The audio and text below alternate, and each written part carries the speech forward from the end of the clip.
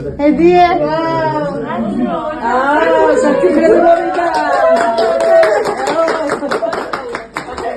10 წლის დავით მეოთხე სტადიის ავთვისებიანი სიმსივნე, რბილი ქსოვილების რადიოსარკომა დაუდგინდა. სწრაფად პროგრესირებადი აგრესიული ფორმის სიმსივნე პირდაპირ მნიშვნელობით ცოცხლად ჭამს ბავშვს. სიმსივნე მოდებულია თავის ტვინში, თვალები, მთლიანი სახე, ყელი, ყურები. დიახ, ვერაგი სარკომა პატარა ანგელოზის ზვლებსა და ქსოვილებს ჟამს. დავითი ჯოჯოხეთურ ტანჯვას გადის. ბავშვი ამჟამად თურქეთის ერთ-ერთ კლინიკაში იმყოფება, სადაც მას 17 საათიანი ოპერაცია ჩაუტარეს და 2 კილოგრამიანი სიმსივნე ამოკვეთეს. ქიმიოთერაპიის და მესამე ოპერაციის გარეშე ბიჭუნას გადარჩენის შანსი არ აქვს. დავითის სიცოცხლე დღეს $51,000 ღირს. ეს პატარა ანგელოზი ცოცხალი დაგვიბრუნდება სამშობლოში თუ უცხო ქვეყნის მიწაზე სამუდამოდ შეწყვეტს ფეთქას ბავშვის კეთილი გული. ეს მხოლოდ თქვენზეა დამოკიდებული, ღვთისმიერო ადამიანებო. ბავშვის სიცოცხლის წამსომი ჩართულია.